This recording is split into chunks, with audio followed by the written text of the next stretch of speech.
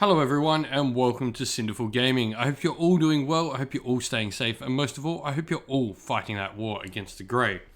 Today we have another start collecting video for you for the Age of Sigmar 3rd edition, and today we're going to be looking at the start collecting box for Anvilgard, which is a start collecting box for the Cities of Sigmar faction in the game. So, for starters, let's check out the contents of this box, and we're going to talk a little bit about what we get inside it and how we can use this in our games. For starters, we get a Black Ark Fleet Master. This is the cool haircut dude on the side, the one with the sword peg leg that you can see at the front left. He is a Scourge Privateers character, so these are effectively piratical dark elves that plunder the seas of both treasure, monsters, and other things as well, and raid upon coastal settlements all across the mortal realms. So he's not really much of anything of a character. He's got an okay weapon profile. He can sort of explode in some extra attacks in nice little fashion, but really he's there to support your unit of Black Ark Corsairs, of which you get a unit of 10 inside the box set. Black Ark Corsairs are your staple unit for your army if you're going to be playing with Scourge Privateers. They have a couple of different weapon options. One is their dual hand weapons, where they get 2 different weapon profiles. This is really nice because they actually get 2 attacks per model with these, and the Black Ark Fleet Master's command ability is +1 attack to all weapon profiles, which means they actually get a lot of benefit out of this particular command ability, giving them +2 attacks, so they go up to 4 attacks each when the combat variation. They do have a different option though, where you can purchase a hand-wielded crossbow, a handbow, for the unit instead of taking one of their sword options. This does mean their combat potential drops massively, but they do get a nice bit of ranged output. 2 shots each at a 9-inch range, though they are 5s to hit, though if you take them in larger units they become 4s to hit. It's a nice little trade-off. Generally, the crossbows you're going to be wanting to take in larger units where you're getting the bonus to hit, so you're getting more of those hits through. Up next, we have the chariot at the back, and this is one of 2 dual kits available inside this box set. So the model you see built is a Scourge Runner chariot. This is another Scourge Privateers model, as the name might suggest, and this particular chariot is meant for hunting monsters, or hunting more heavily armoured. It has 2 shots with its Ravager harpoon, which can do mortal wounds if you roll a 6 to hit and turns into D3 mortal wounds. It's also got a nice little -1 rend and D3 damage naturally anyway, so it can put out a decent amount of firepower, along with a couple of extra shots from its crossbows as well. The alternate build is the Drakespawn Chariot, which is a much more combat-orientated chariot, which has some rend on its combat profile and also does mortal wounds on impact when it charges. The last model in this kit is a Charybdis, which can also be built as a War Hydra, the second dual kit inside the box set. The Charybdis is much more of a support monster. It does have some cool regenerative abilities, so if you send it into chaff units and it sort of kills a couple of models, it does get to heal D3 wounds, which is nice. The War Hydra has some healing as well, which is also nice. The Charybdis, though, puts out a -1 bravery aura, and with some particular effects that we'll talk about later in the video, you can really make some great use of this -2 bravery, which is much more prevalent a thing in the new edition, with Battle Shock being vastly much more effective in the game. The other option is the War Hydra, and that's a model that has a little bit more combat output. It also has some shooting, and generally a much more fighty version of the Charybdis, where the Charybdis is a much more supporting role. Now, before we get on to talking about how we can expand on our initial box set for Anvilgard, I want to talk a little bit about endless spells in the Cities of Sigmar. For starters, all Cities of Sigmar wizards get +1 to cast endless spells, so this is cool. It's a nice little benefit. You will notice this is currently different than what's in your Battle Tome, as the Battle Tome ability was overruled due to how it changed, because obviously that does no longer work with how endless spells now work in the game. Also, if you choose to invest in some endless spells, there's a cool city called Hallowheart, which is a magic-heavy city which has some additional bonuses that make endless spell use in the game and in the army very enticing as an option to use in your Cities of Sigmar armies. But now, let's go look at some units and some stuff we can bring into our army to sort of complement the initial contents of our box set. Alright, so continuing with our theme of Dark Elves focused Anvilgard, we're going to be looking at some Dark Elf units to bring into our army to sort of complement the initial starter box we got.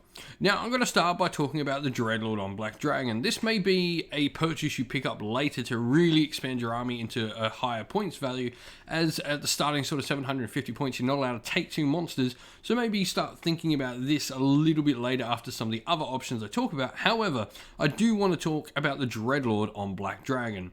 This is a really fun model, not just to build. I really do like the Dreadlord on Black Dragon model. The Serpentine Dragon just sort of adds to that sort of cruel, that malicious sort of nature that Dark Elves have already. But also, he is an absolute beatstick of a model. He will go in and smash some absolute face. That dragon can be a little bit swingy, but now with the ability to give himself +1 to hit, he can really make use of that command ability really well. And he's also got the ability to give himself +1 to wound as well. So going into other monsters, he could use Titanic Might and then his own command ability and be, 2s to hit on some profiles, 3s to hit on the others, and mostly wounding on 2s. Really nice. He can turn himself on really easy with command points and other abilities in the game to make himself punch way above his points value. I mean, he's only 290-ish points, which is just ridiculous for how good this model is. There's a few different options you can play around with on how it's built, but just a great piece to add to your Dark Elf army. Next up, we have the Sorceress. This is the main Dark Elf wizard. There is also a dragon-mounted version of this, though I do think the foot-mounted version is definitely the place to start. However, there are definitely some cool things you can do with the mounted Sorceress as well, but I do think the foot one is the better option.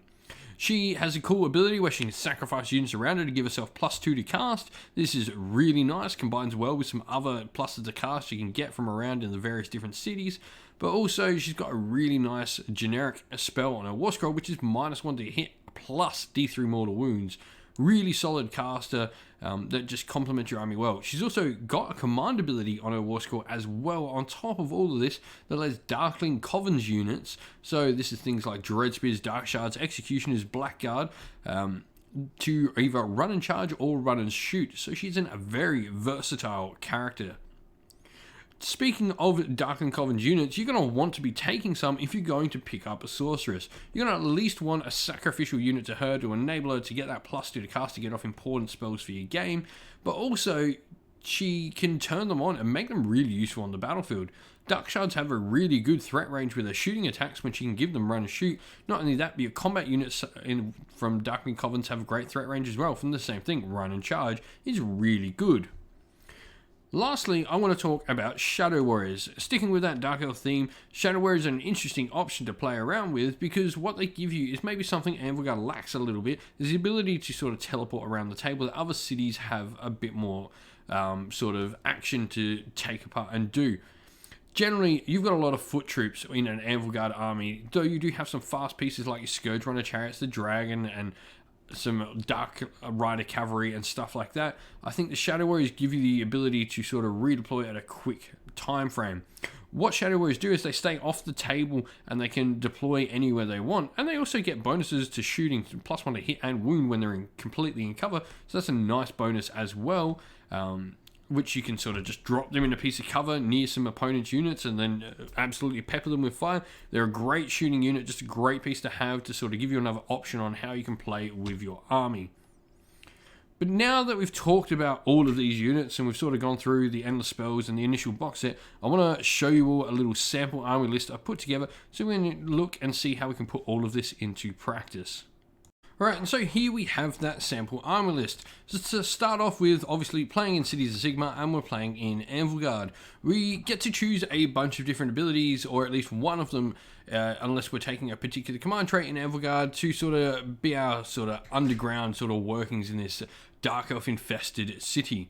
And for starters, we're going to take Illicit Dealings. Illicit Dealings gives us an extra D3 command points. Now at current point in time, because it doesn't tell us when those command points are generated, we get them every turn. This may change with an FAQ, but at current point in time, it just says D3 extra command points. So that means every turn, which is cool. Then we're going to have our Black Ark Fleetmaster. He's going to be our general, and he's going to have the command trait Skilled Leader, which means if he's on the table on a 5+, we get another command point. He's also going to have an artifact Drakescale Cloak, which is a 5+ ward save on him. This is really cool because Anvilgard has a 5+ ward save artifact, which means when you're playing in larger games, you can actually get access to 2 because you've got the Amulet of Destiny in the core artifacts as well. So you've got a couple of good defensive artifacts there. We're then going to have our Sorceress. She's going to be our General's Adjutant. Now, a General's Adjutant is another cool rule that Cities of Sigmar get, where if she's near the General within 3 inch at the start of the hero phase on a 4+, get another command point. Well, really cool. So straight away here, we've got the potential for 5 extra command points a turn, or a battle round rather, which is just really cool. Like, can really be useful. Her spell is going to be Vitriolic Spray, which I know is really hard to get off. It only has a 6-inch range. However, you can play sort of like Beta Strike or tease your opponent in, sacrifice something to draw an opponent's unit in, and then get your Sorceress to cast Vitriolic Spray, which removes an opponent's armor save entirely. It turns their save to dash. This is just massive. And what's worse is it changes the characteristic. So it's not a modifier, it is changing. So really cool in what it's doing.